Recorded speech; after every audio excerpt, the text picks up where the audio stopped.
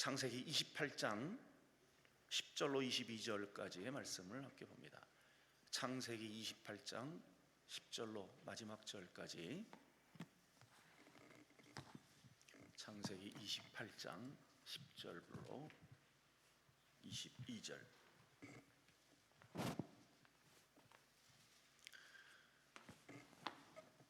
다 같이 10절부터 마지막 절까지 합독합니다.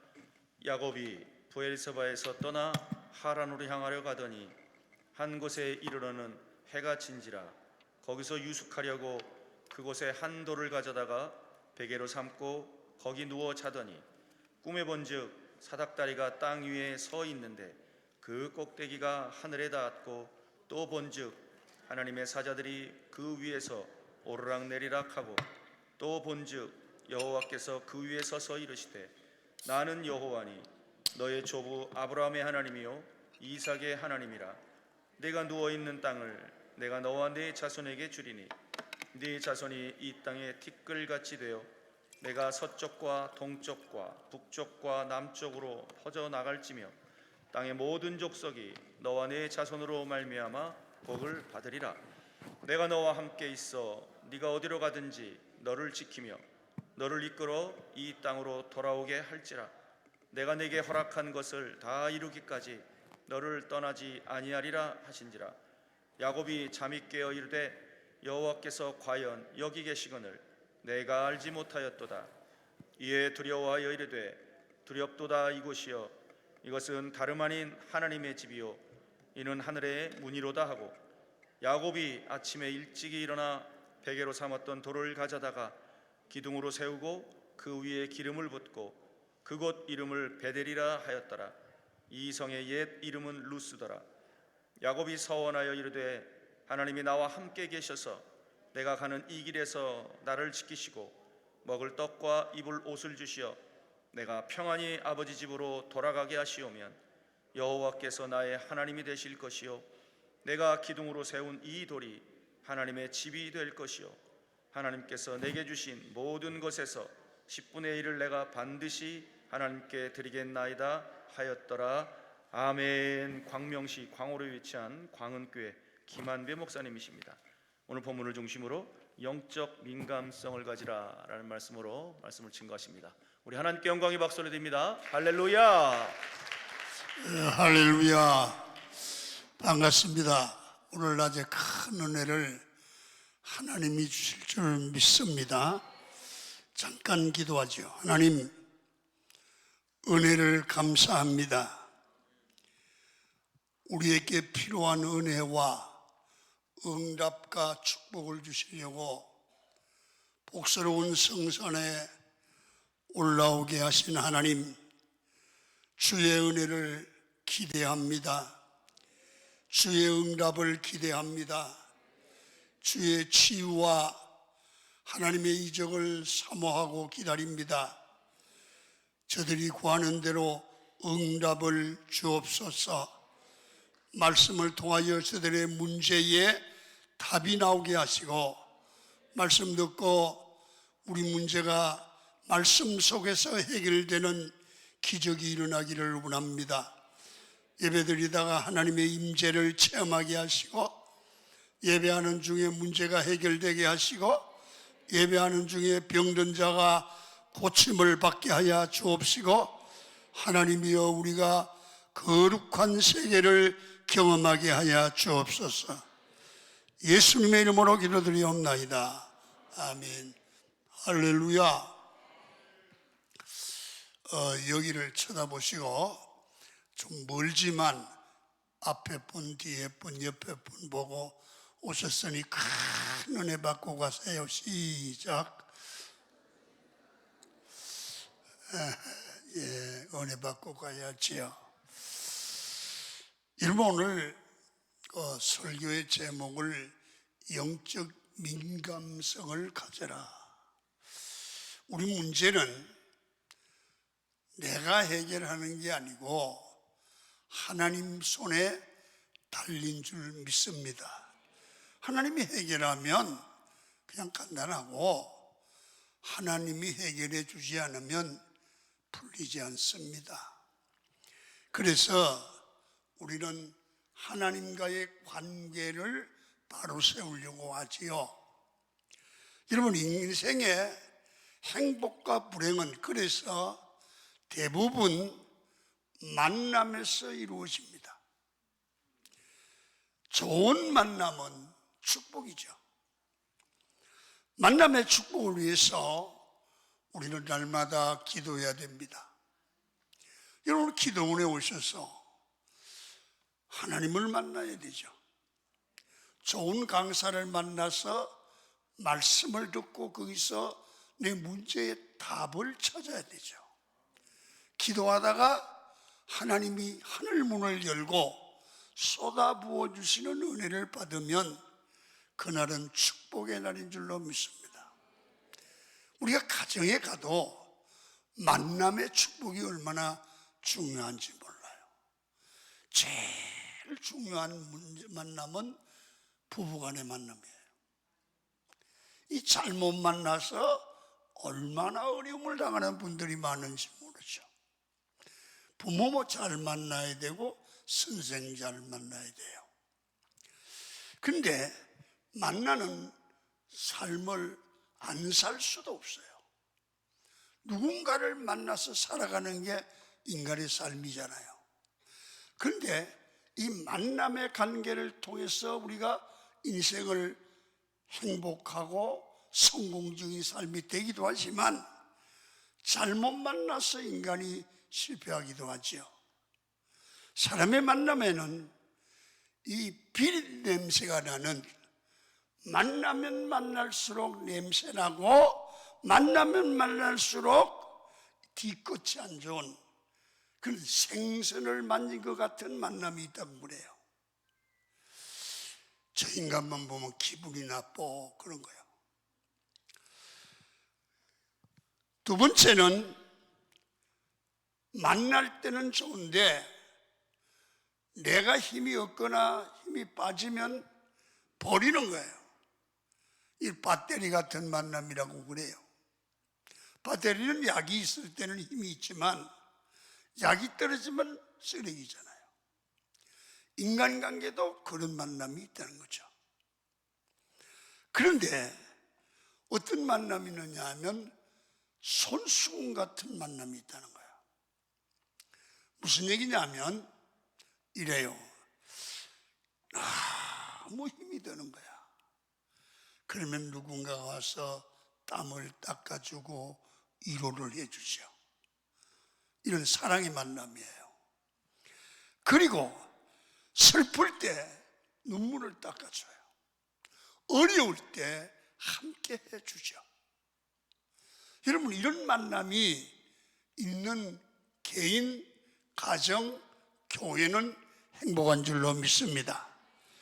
이런 만남이 누구냐면 사람도 있지만 우리가 믿는 살아계신 사랑의 하나님인 줄로 믿습니다. 하나님을 만나면 손수건 같은 그런 사랑을 체험할 수 있어요. 여러분, 사람이 있는 곳에 뭔가가 가장 필요하냐? 돈도 필요하고 세상 거 필요하지만 사랑이 필요해요. 사랑이 있으면 거기는 아름다운 관계가 돼요. 하나님의 사랑을 받으니까 우리는 아름다운 사람으로 변화되죠. 부부간에 사랑이 있으면 아름다운 가정이 돼요. 여러분은 인생을 살아가면서 이 손수건 같은 사람을 만나고 하나님을 만나기를 축원합니다. 오늘 기도원에 오셔서 설교를 들으시고 목사만 만나지 말고 사람만 만나지 말고 사랑의 하나님을 만나서 응답을 받고 문제의 답을 받고 해결받고 돌아가기를 축원합니다. 여러분, 오늘 인생을 살아가다 보면 좋은 일도 있지만 참으로 견디기 힘들 때가 있습니다. 오늘 창세기 28장은 야곱의 얘기입니다. 야곱은 굉장히 힘든 힘든 상황에 놓여 있습니다. 형 에서에게 쫓겨서 살 길이 없어요.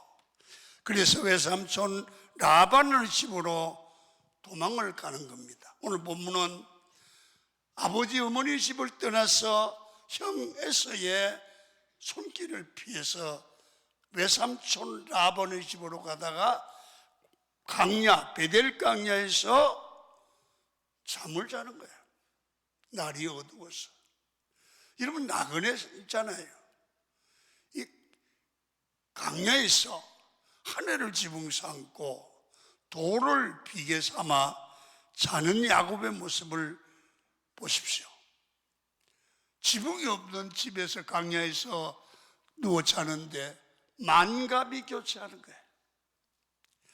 먼저 아버지와 형을 속이고 도망친 것에 대한 양심의 가책이 있는 거예요. 또 한 가지는 자신을 죽이겠다고 펄펄 뛰는 형 에서의 분노에 대해서 두려운 마음이 생기는 거예요. 형이 쫓아오면 어떡할까?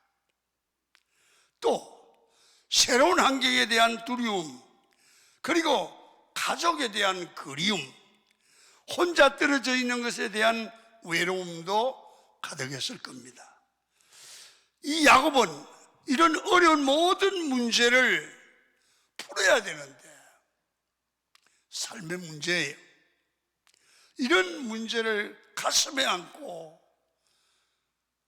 한정받을지 안 받을지도 모르는 외삼촌 집으로 가는데 오라 그러지 않는데 가는 거예요. 여러분 그 마음이 어떻겠어요? 여러분 이게 아무리 생각해도 풀리지 않는 문제를 가지고 광야에서 잠자고 있는 야곱의 모습은 우리 인생의 문제를 가지고 고통당하는 그런 사람들의 모습이 아닐까요? 세상을 행복하게 살려고 그랬는데 잘 안 되는 거예요. 사업이 될 것 같은데 안 되는 거예요. 교회가 일어날 것 같은데 안 되는 거예요. 자녀들의 문제가 풀릴 것 같은데 안 되는 거예요. 그래서 이런 문제를 야곱처럼 풀리지 않는 문제를 가슴에 안고 살아가는 야곱의 모습이 꼭 나의 모습 것 같다. 여러분 그런 마음을 공감대를 가지고 이 성경을 보면 이 성경 속에는 하나님의 세미한 음성이 있고 하나님의 응답이 내 응답으로 받아들일 줄로 믿습니다. 설교는 항상 목사님 설교 말 잘한다 그거 아니에요. 목사님을 통해서 하나님이 어쩌면 나를 저렇게 정확하게 알고 내 문제를 지적할까? 설교는 강연하고 다른 게, 강연은 일반적인 얘기지만 설교는 성령이 역사하기 때문에 그 설교가 내 말로 들릴 줄로 믿습니다. 나의 문제를 지적하고 나의 문제를 해결하는 키가 되고 우리 교회 문제를 해결하는 그런 말씀이 될 때 그 시간은, 그 설교는 성령이 역사하는 하나님 임재의 시간인 줄로 믿습니다. 여러분 오늘도 풀리지 않는 문제를 가슴에 품고 살아가는 분이 계실 겁니다. 인생이 다 그런 것입니다. 또 여기서 발견되는 것은 야곱이 베델 강야에서 돌베개를 베고 자는 거예요. 여러분 생각해 보십시오. 돌베개를 베고 자는 모습이 편안하지 않잖아요. 힘이 들잖아요. 딱딱하잖아요. 고통이잖아요. 오늘 11절 본문 11절을 한번 읽도록 하겠습니다. 시작. 한 곳에 거기서 유숙하려고 그곳에 한 돌을 가져다가 베개로 삼고 거기 누워 자더니. 인생은 유숙하는 곳, 인생 갈 곳을 찾지 못하는 뜨돌의 인생이라고도 말을 하죠. 오늘 돌베개에 베고 잠자는 것은 고통의 인생이라는 거예요.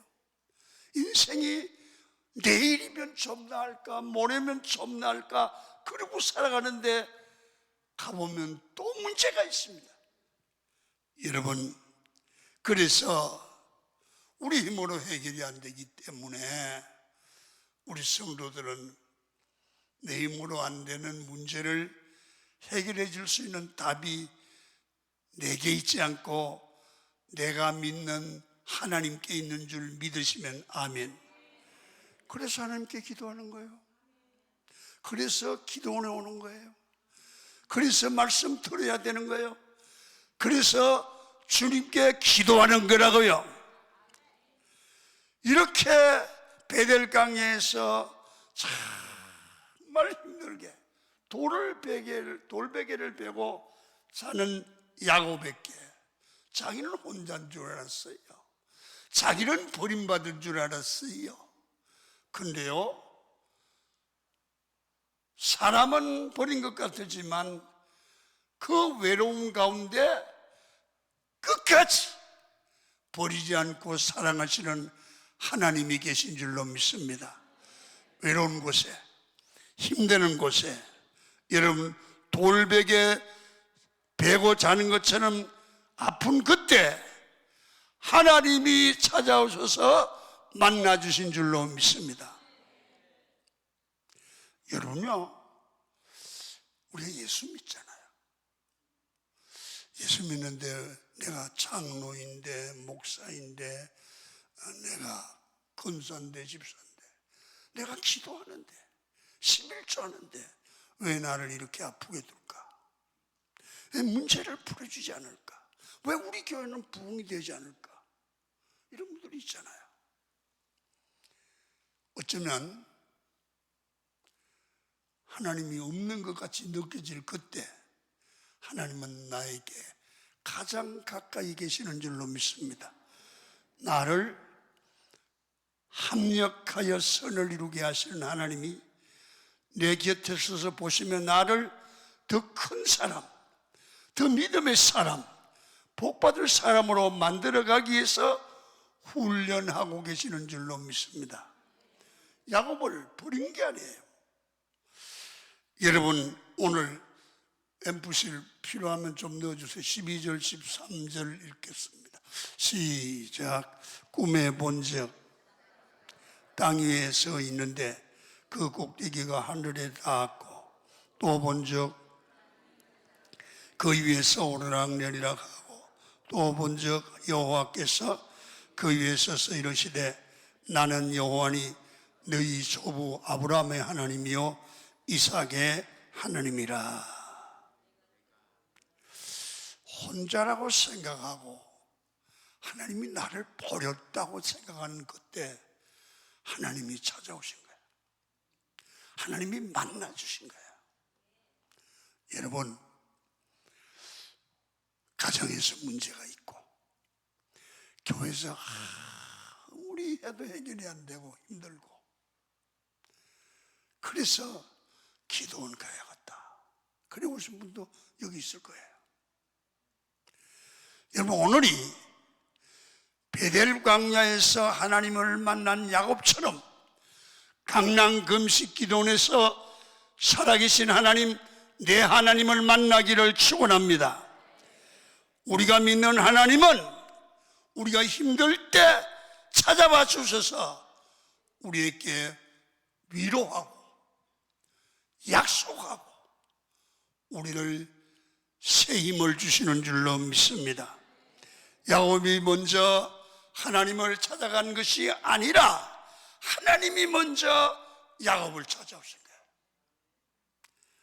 여러분, 내가 여러분 하나님을 찾는 것이 아니라 하나님이 나를 부르셔서 은혜를 주시고 만나 주시고 힘을 주시고 용기를 주시는 줄로 믿습니다. 그래서 우리는 아무리 어려워도 하나님이 함께 하신 줄 믿으면 그 어려움을 능히 이기고 어려움을 축복으로 바꾸게 될 줄로 믿습니다. 그래서 우리는 하나님을 만나는 가장 좋은 방법이 뭐냐? 예배입니다. 예배 드릴 때 하나님이 찾아오셔서 우리를 만나 주시지요. 하나님을 만나야 우리가 다시 힘을 얻고 일어날 수 있는 줄로 믿습니다. 아무리 힘들고 어렵다 할지라도 결단코 예배를 소홀히 하거나 예배 자리를 떠나지 말기를 축원합니다. 쓰러져 가도 어려워도 예배 자리에 있으면 반드시 도울 자가 돕고 길이 열리게 될 줄로 믿습니다. 기억하세요. 사람들이 교회에서 어려움을 당하면 기도하다가 기도 안 해요. 예배 나오다가 성질 나고 기분 나쁘면 예배 안 나와요. 그럼 더 큰 시험에 빠져요. 여러분 물어볼게요. 마음이 교회에서 상처당하면 기도해야 돼요? 안 해야 돼요? 해야 되는데 안 해요. 어려움을 당하면 더 예배 나와야 돼요? 삐져서 안 나와야 돼요? 더 나와야 돼요. 나와서 예배를 드려야 은혜를 받고 회복되고 소생하고 어려움을 이길 수 있는 거죠. 그래서 예배의 자리를 잘 지키기만 해도 어려움을 이길 수 있는 줄 믿습니다. 그러면 하나님을 만날 수 있죠. 하나님을 만나면 우리의 모든 문제가 해결되고 풀리고 다시 일어날 수 있습니다. 예배만 잘 드려도 절대로 망하지 않습니다. 믿습니까? 예배만 잘 드려도 하나님이 도와주십니다. 반드시 길이 열려요.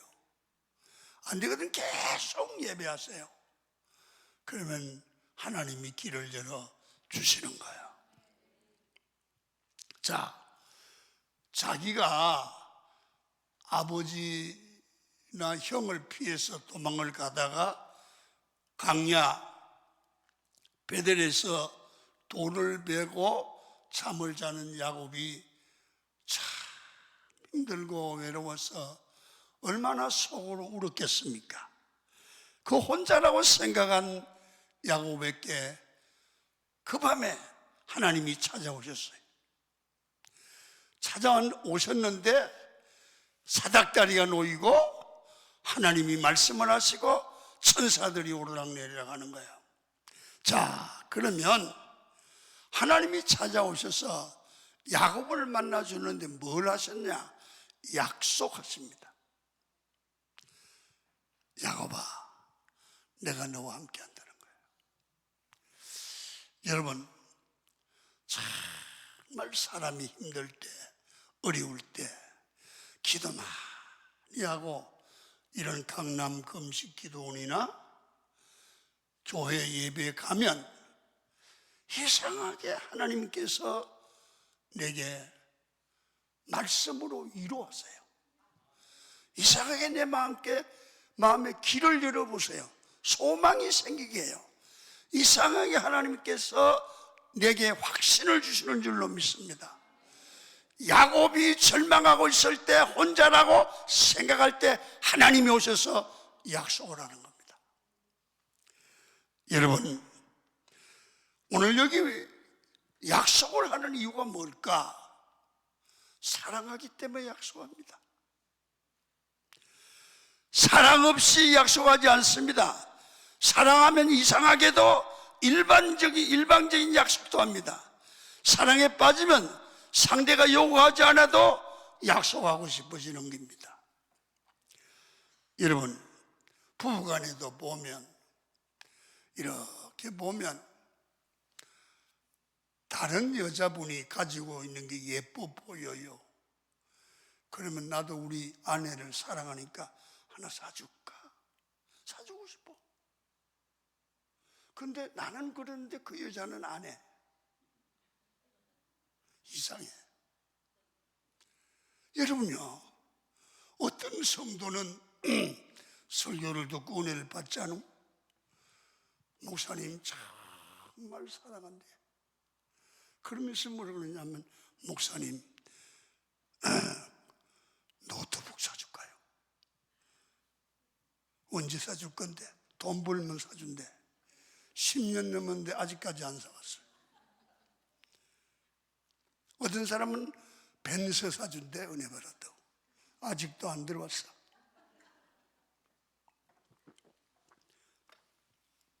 무슨 얘기냐 하면, 그때는 은혜 받고 목사님 사주고 싶은 거예요? 사랑하는 거예요? 안 됐어, 그렇지. 그래서 이런 겁니다. 사랑하면 약속하고 싶다. 아멘. 하나님은 우리를 사랑하기 때문에 약속하는 거야. 야곱을 사랑하기 때문에 내가 너와 함께 하겠다는 거야. 내가 너를 지키겠다는 거야. 오늘 여러분, 오늘 이 기도원에 와서 이 설교를 들으시면서 이 말씀이 이루어가 되기를 바랍니다. 하나님이 여러분을 사랑한다는 증거입니다. 오늘 목사님 설교를 들으니까 마음에 위로가 된다. 여러분이 김 목사가 사랑하는 게 아니고 하나님이 여러분을 사랑하고 계신다는 거예요. 아멘. 그래서 이게 하나님의 사랑의 표현이에요. 여러분, 오늘 굉장히 중요한 것은 야곱을 사랑하기 때문에 야곱에게 3가지 약속을 하는 거야. 자, 오늘 봅니다. 13절, 14절 좀 비춰주세요. 시작. 또 본즉 여호와께서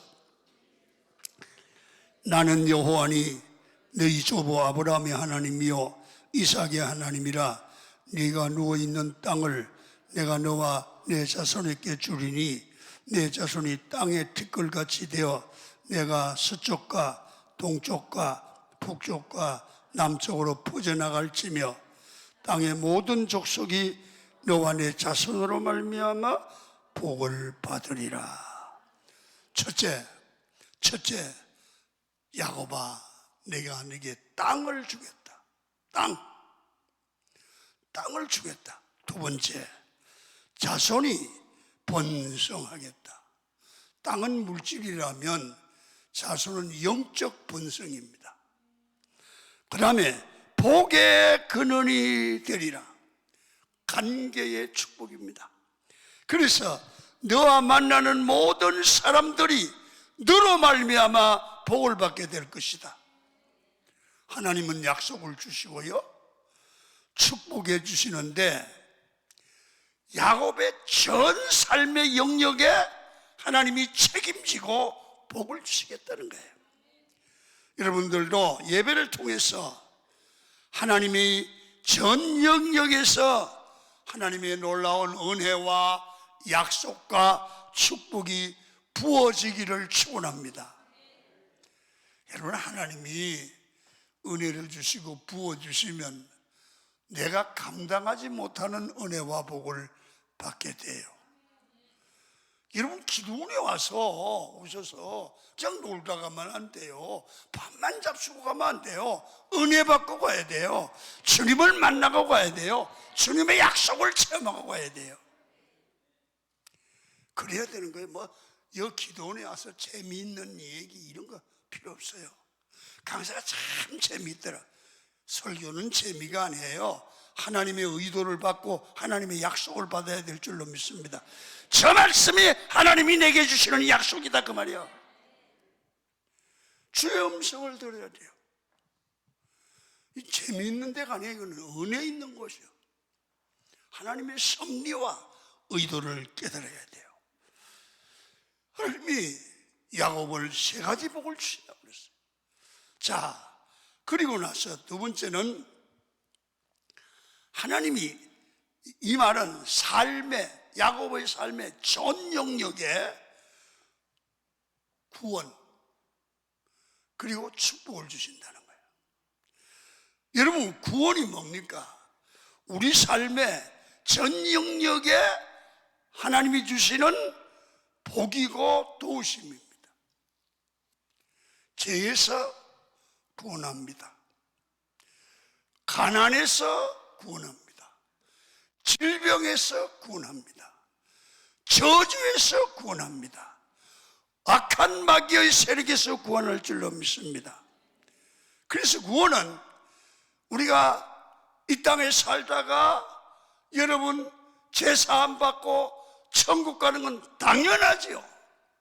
이 땅에 사는 동안 하나님과의 관계를 맺어서 주님의 구원에 가난에서 구원, 저주에서 구원, 실패에서 구원하는 은혜를 모두가 실제적으로 경험하기를 축원합니다. 하나님은 사모하는 영혼을 만족해 하지요. 여러분, 그래서 구원은 어떤 뜻이냐면 해방이라는 뜻도 있어요. 여러분, 속박에서 풀어주고 건져주는 겁니다. 그래서 이런 말이죠. 해방, 구원이나 해방이나 같은 얘기예요. 가난한 사람은 가난에서 풀어준다. 해방, 가난에서 해방되기를 축원합니다. 여러분 보세요. 얽매인 사람은 얽매임에서 풀어줘야 한다는 거죠. 이사야 61장 1절 예수님이 읽었던 얘기인데요. 나를 보내사 이렇게 말합니다. 마음이 상한 자를 고치고 포로된 자에게 자유를, 갇힌 자에게 노임을 선포한다. 여러분, 구원은 해방이라는 거예요.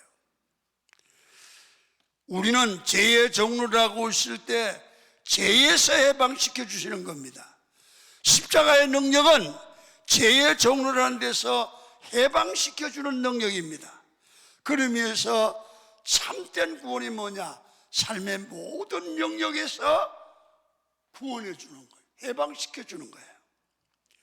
그래서 야곱을 주신 하나님은, 야곱아, 지금은 너 강야에서 고통을 당하고 혼자 있지만 내가 너와 함께 하셔서 모든 삶의 영역에 은혜를 주고 구원을 준다는 거예요.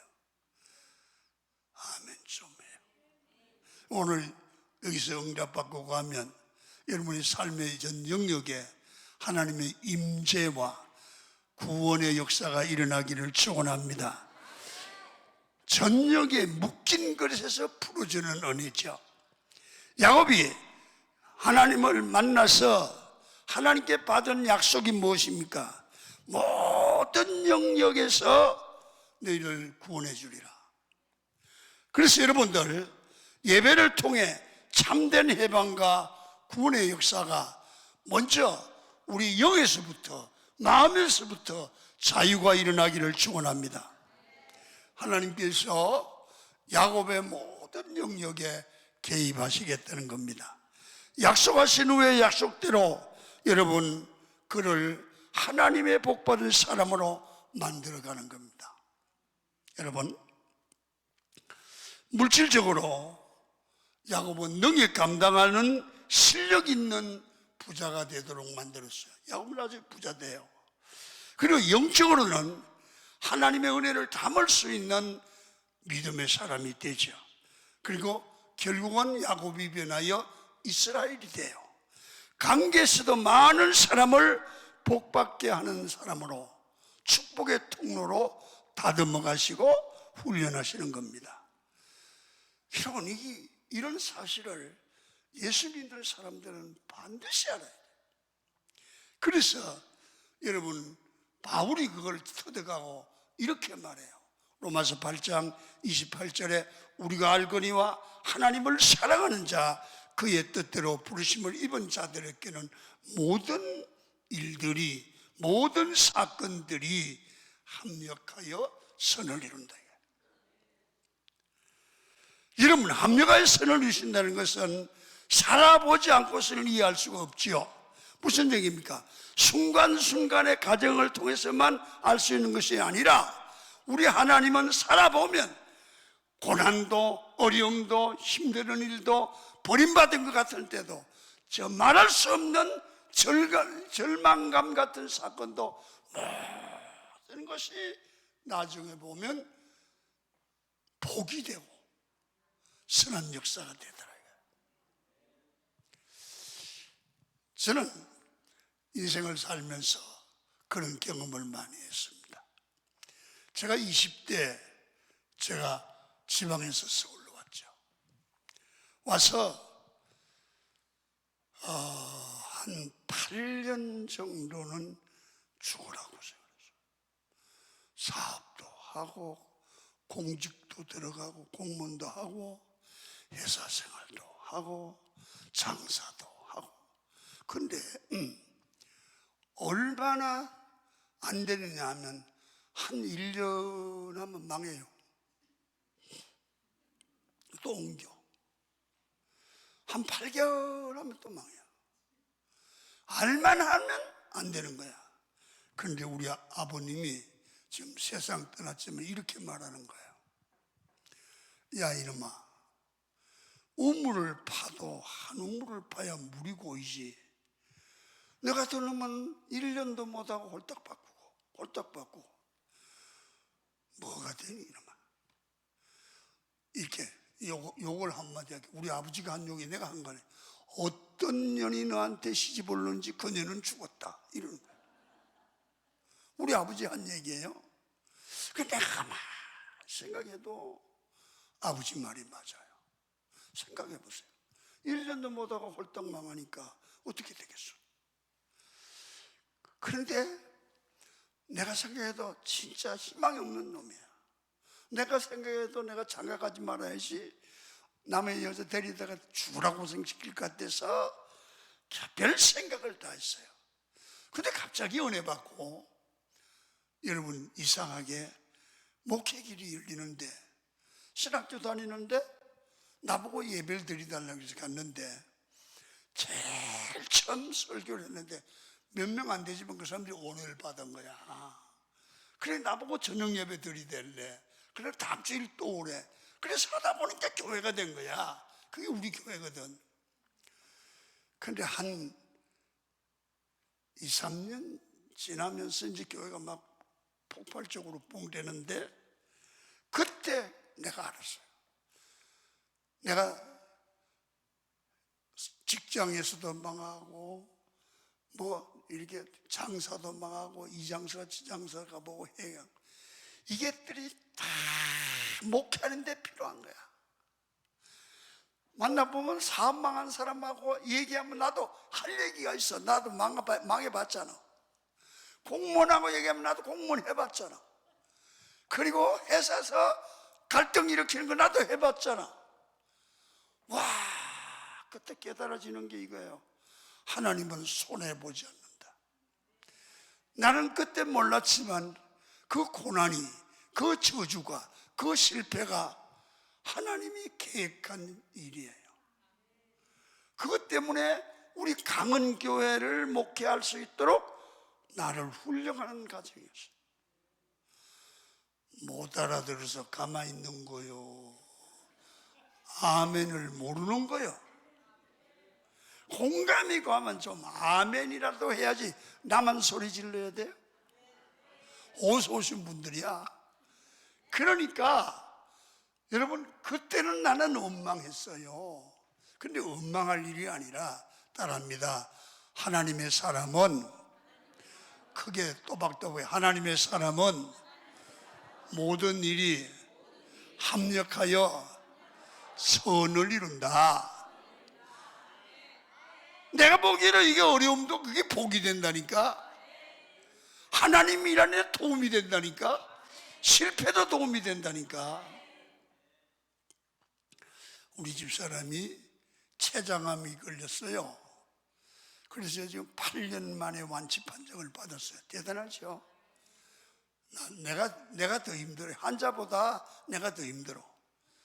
그런데 내가 목사님, 하나님 이렇게 목회를 힘들게 하고 최선을 다했는데 왜 사모에게 지혜장함을 주냐고 막 내가 대들며 기도하고 그랬는데, 지금 낳고 나니까요, 하나님 앞에 기도하고 응답받고 나니까 이제 설교가 힘이 있는 거야. 죽은 자를 살리고 제장함도 낫게 한다. 이걸 자신 있게 말할 수 있는 거야. 그러니까 합력하여 선을 이루는 거예요. 믿음으로 받아들이면 되는 거야. 그래서 왜 사람들이 낙심하느냐? 나의 한계를 발견하기 때문에 낙심합니다. 하나님께서는 나의 못남을, 잘못함을 사용해서 하나님의 뜻을 이루는 겁니다. 그래서 우리는 많은 순간에 나의 잘남과 능력으로 뭔가를 하려고 하는데 나의 자랑이 남아있으면 하나님의 뜻을 이룰 수가 없어요. 이제는 다 깨어져야 돼요. 아버지 안 돼요. 하나님이 도와주셔야 돼요. 내 힘으로는 안 돼요. 그래서 하나님을 의탁할 때 주님이 일하시는 줄로 믿습니다. 그래서 여러분이 하나님께 얼마나 훈련을 받아야 합니까?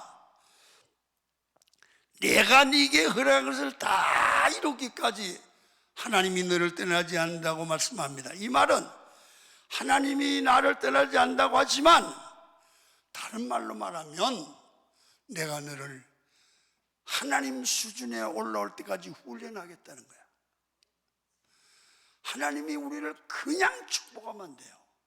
반드시 돈을 축복받으려면 돈을 아무리 축복을 해도 그 돈을 가지고 잘못되지 않고 하나님이 영광에 쓰임받을 그릇이 될 때까지 하나님은 훈련하는 거예요.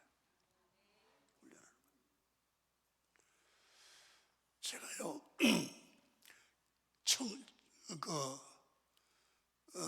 젊을 때 그 수유리에 내가 개척교회를 목사님 도와서 안 하고 제가 개척교회를 했어요. 근데 그 목사님이 지금은 세상을 떠나셨는데 내가 이제 이런 얘기를 했어요. 그때 내가 김집사. 네. 하나님은 김집사님 공평하신 하나님이에요. 왜요? 내가 잘하는 장로님이 목사가 됐는데 그 장로님은 집사님 때, 평신도 때 교회 섬기고 고생을 많이 했어. 그 목사 되니 금방 부흥이 돼요. 믿음은 내가 더 좋은 것 같은데 그 장로님이 어떻게 더 빨리 부흥되는가 모르겠어. 그러면서 자기는 고생은 안 했대야. 공부도 잘했대야. 그런데 부흥이 안 되는 거야. 나중에 하는 얘기가 이거야. 하나님은 부흥되게 하시기 전에 큰 교회를 감당할 그릇을 만들고 복을 주나 봐. 그 장로님은 훈련을 과정을 거치고 개척을 했고 나는 그늘에서 자란 풀처럼 고생을 안 하고 했기 때문에 나를 타려먹하더라 이거야. 그러나 상당히 그 목사님의 이 얘기에 말씀에 공감을 해요. 여러분 세상 살아가면서 여러분 내 뜻대로 안 된다고 그건 내 생각이에요. 하나님이 보실 때 그게 맞는 거야. 아멘. 훈련 받을 땐 좀 받아야 돼. 고생할 땐 좀 고생해야 돼. 그거 안 하면 안 돼. 그게 필요해. 안 그러면 일 저질러. 나는요 우리 아들이 사남매입니다. 사남매인데 딸 셋 아들 하나야. 근데 얘들이 다 이상하게 딸 아들 하나씩 낳았어. 딸들은. 근데 막내가 아들인데 얘는 아들만 둘 낳았어. 그런데 얘 친손주가 둘이야. 근데 외손주는 3명이야. 근데 이거 우리 딸들이 안 듣게 해야 돼. 나는 외손주가 이쁘더니 친손주를 낳으니까 훨씬 친손주가 이뻐.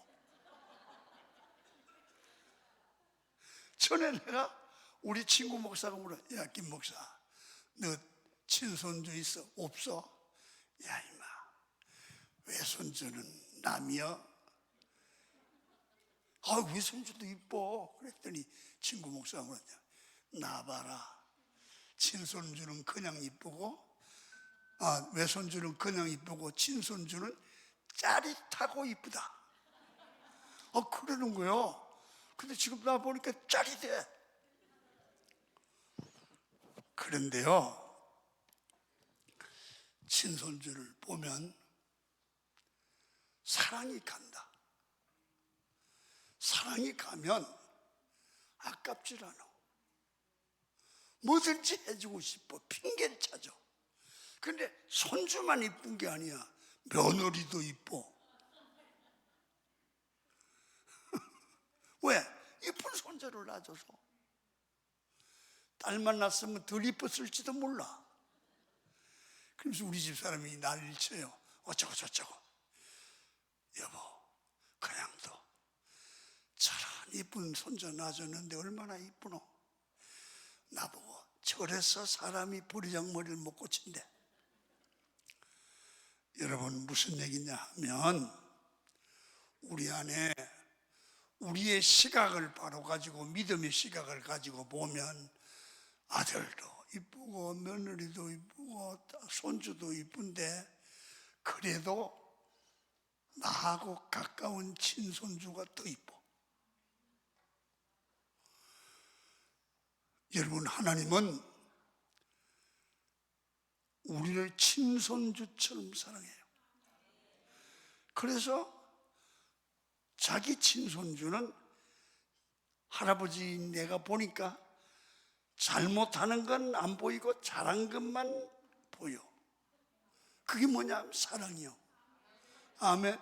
하나님은 사랑이시라.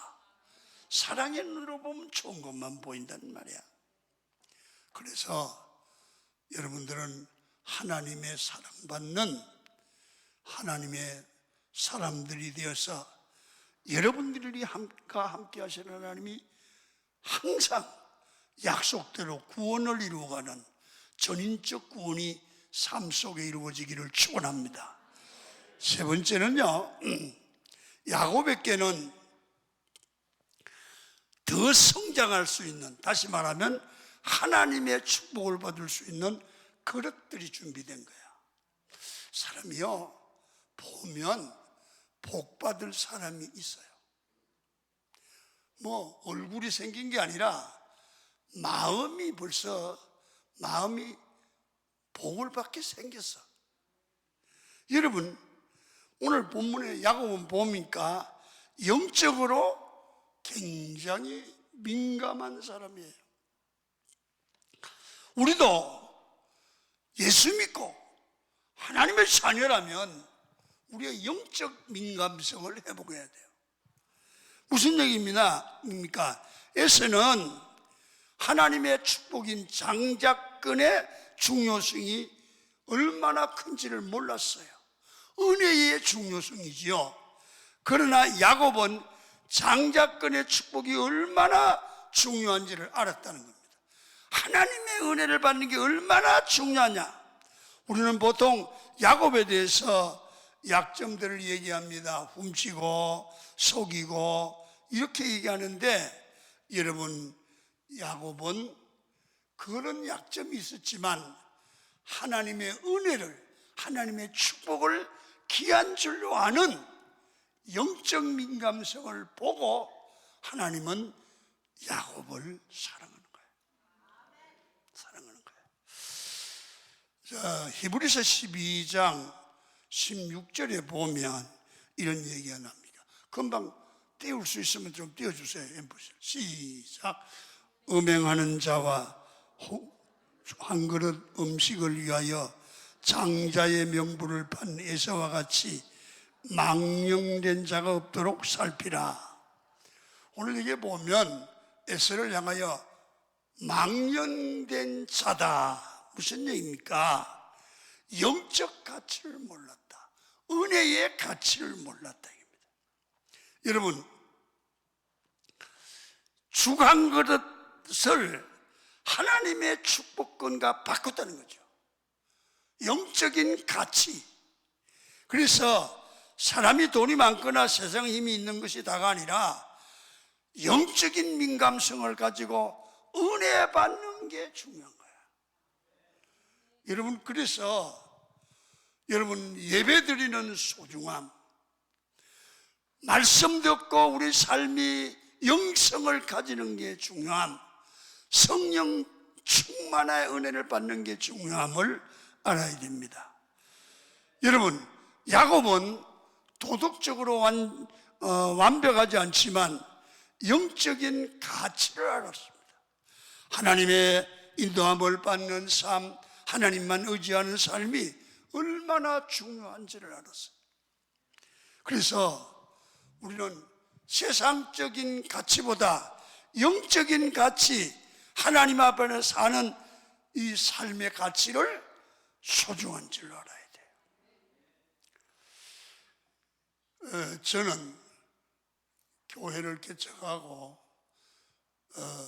52년을 목회를 했어요. 그러니까 몇 살 개척한 얘기는 비밀입니다. 그걸 알려주면 내 나이를 알기 때문에 안 알려요. 근데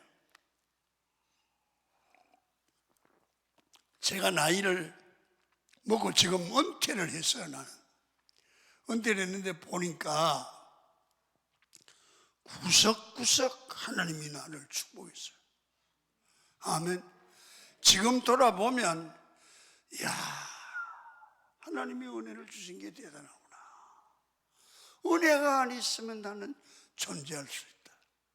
지금도요, 그 은혜의 가치를 생명보다 대하게 해요. 아멘입니까? 그래서 저는 목회를 하면서 내가 할 수 있는 최선을 다해서 부흥회도 다니고 교회도 개척하고, 그래서 여러분 많은 일을 했습니다. 내가 봐도. 여러분, 내가 지금 교회를, 강원교회를 개척해서 직접 운영하는 데가 강원교회 일산성전, 하안성전, 시야성전 4개입니다. 그리고 우리 교회 부목사를 키워서 내보낸 데가 22개입니다. 그리고 해외에 많은 교회를 세웠습니다. 기도원을 세웠습니다. 여러분 와보셨죠? 세계성막복음센터는 내가 만든 겁니다. 이런 일을 하면서 제가 무슨 얘기를 하냐면, 내가 잘나고 똑똑해서 주의 일이 되는 게 아니라 하나님의 은혜의 가치를 알면 하나님이 나를 손잡고 쓰시더라는 얘기죠. 아멘. 이 방법으로 되는 게 아니에요. 하나님이 쓰시면 되는 거예요. 근래 제가 태국에다가 한 17억 들여서 선교센터를 잘 지었습니다.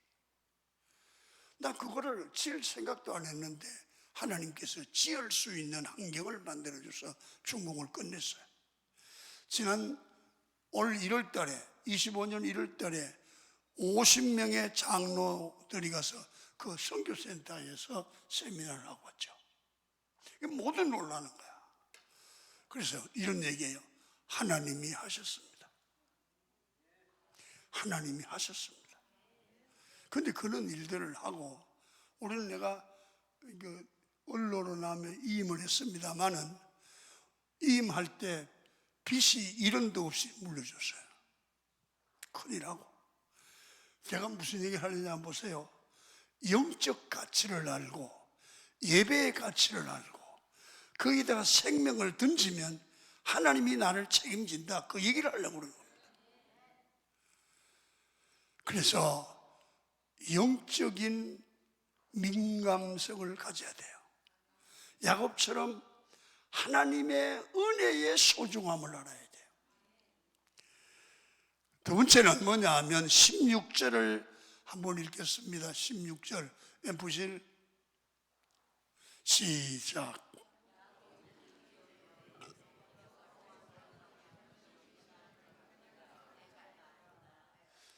자, 두 번째는 영적 민감성이 있으면 늘 하나님의 임재 체험을 느끼고 알게 됩니다. 무슨 얘기냐 하면 하나님이 지금 나와 함께 하신다를 아는 거예요. 예배를 드리면 이 예배 중에 하나님이 같이 한다. 그 임재를 느끼는 거예요. 여러분요, 한번 물어봐요. 여러분 부흥회를 가든지 주일날 자기 교회에서 예배를 드리든지 하면 어느 날 내 마음과 영이 사로잡히면서 거룩한 하나님의 임재를 은근히 느껴본 분은 아멘 하시길 바랍니다. 임재 체험이라고 해요. 임재 체험. 설교를 들어보시면 저 말씀은 하나님이 같이 한다. 그게 느껴지는 설교가 있어요. 그런데 그게 안 되는 설교도 있어요. 여러분요, 성도는 예수 믿으면 우리는 종교 놀이하는 게 아니고 살아계신 하나님을 예배하고 만나는 거라면 예배 때마다 주님의 임재를 체험해야 될 줄로 믿습니다. 그래서 하나님의 임재 연습이라는 유명한 책이 있는데요, 이거 저자가 로렌스 형제예요. 17세기에 수도원의 주방에서 로렌스 형제는 주방 일을 하는 거예요. 그런데 로렌스 형제는 그 책에 보면 여러분 주방에서 그릇을 씻고 일하는데 야, 지금 하나님이 임재하고 계신다 이걸 느꼈다는 거예요. 하나님의 임재 체험. 이걸 느낄 때 그는 하나님 앞에 귀하게 쓰임받았다는 거예요. 그래서 우리 여러분은 오늘부터 기도 좀 많이 더 하십시오. 더 하시고 매 순간마다 하나님의 임재를 느끼는 영적 민감성이 있기를 축원합니다. 야, 이 예배에 하나님이 함께 하신다. 달로 찬양을 할 때도 찬양이 가슴이 뜨거워지는 거야. 하나님의 임재를 느끼고 감동을 느끼고 예배 가운데 성령께서 우리를 어루만지시는 임재를 느껴야 됩니다. 그래서 하나님의 임재를 느끼는 사람이 여러분 강력하고 능력 있는 사람이 된다는 사실을 믿으셔야 됩니다. 그래서 성령의 기름 부으심을 느끼고 체험할 줄 알아야 됩니다. 여러분들은 꼭 하나님의 임재를 날마다 느끼되 기도할 때 하나님이 함께 하신다.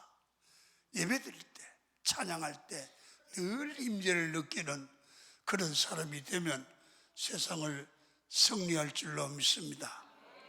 마지막으로 하나는 야곱은 하나님을 만나고 나서는 허투루 살 수 없어요. 그래서 하나님께서 자기에게 함께 하겠다는 약속을 하는 걸 듣고 주님을 만나고 주님의 임재를 체험하고 나서 야곱은 이렇게 반응합니다. 하나님, 나도 주님 앞에 서원합니다. 내가 이렇게 살겠습니다. 여러분, 오늘 여러분들이 야곱의 모습을 보면서 이렇게 말합니다. 하나님이 나의 하나님이 된다고 말합니다. 자, 한번 읽습니다. 20절로 돌려주세요. 20절 시작. 야곱이 서원하여 이르되 하나님이 나와 함께 계셔서 내가 가는 이 길에서 나를 지키시고 먹을 떡과 입을 옷을 주시어 내가 평안히 아버지 집으로 돌아가게 하시오며 여호와께서 나의 하나님이 되실 것이요 내가 기름으로 세운 이 돌이 하나님의 전이 될 것이요. 여기서 오늘 보십시오. 하나님 앞에 약속을 하는 거예요. 서원하여 가로되, 은혜를 받고 나서 내가 하나님이 내 삶의 최우선으로 두고 살겠습니다. 내 마음대로 살지 않겠습니다. 하나님이 도와주시면 나는 주를 위하여 삽니다. 여러분 물어볼게요. 내가 내 삶을 책임지는 게 나을까? 하나님이 날 책임지는 게 나을까? 그러면 그 둘 중에 우리는 살아가고 있거든요. 예수 믿는다고 하면서도 다 내가 나를 책임지는 거예요. 내 마음에 들어야 되는 거예요. 근데 어떤 분이 있느냐면 내가 죽든 살든 하나님께 맡기고 하나님께서 나의 책임을 져달라고 기도하는 사람이 있어요. 여러분, 그럴 때 하나님이 책임지는 삶은 사람이 감당하지 못하는 놀라운 일들이 일어날 줄 믿습니다. 하나님의 일은 하나님이 책임지는 겁니다. 그래서 이렇게 되니까 딱 결단해. 하나님이 네 하나님이 된다.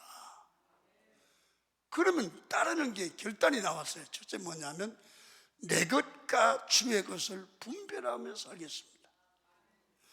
내 것이 있어요. 그게 뭐예요? 여러분, 날이에요. 날. 11조 돈보다 날이 더 소중해요. 시간은 7으로 나눠서 그 중에 하나는 주의 날, 6은 내 날이에요. 아멘. 그래서 이걸 주의 날, 주일입니다. 주일날 장사하고, 주일날 내 마음대로 쓰고, 주일날 여행 가고, 그거는 날짜를 도둑질하는 날도둑입니다. 날도둑 되지 마세요. 주일은 주의 뜻대로 사세요. 아멘. 주일 뜻대로. 우리 교회 집사 한 분이 남편은 가끔 교회 나오고 아내만 집사님이십니다. 어린이날 주일이었어. 남편이 퇴근을 하더니 야, 왜요? 내일 어린이날인데 말이요. 애들 데리고 내일 하루 교회 빠지고 에버랜드 가자. 그러니까 아내가 싫어요. 주일날 집사가 무슨 그 에버랜드를 가요. 그러니까 아이고 집사도 저 따위니까들이 근사도 못되고 집사지. 하나님이 속이 그렇게 좁은 줄 아냐? 애들 대고 하루 빠졌다고 하나님이 저주 내리는 게 아니에요. 하나님은 온 천지를 주관하시는 그런 넓으신 하나님이요. 그 집사님이 가만히 들어보니까 그럴 것 같더래. 그래서 한 번도 안 빠진 주일날 하루에요.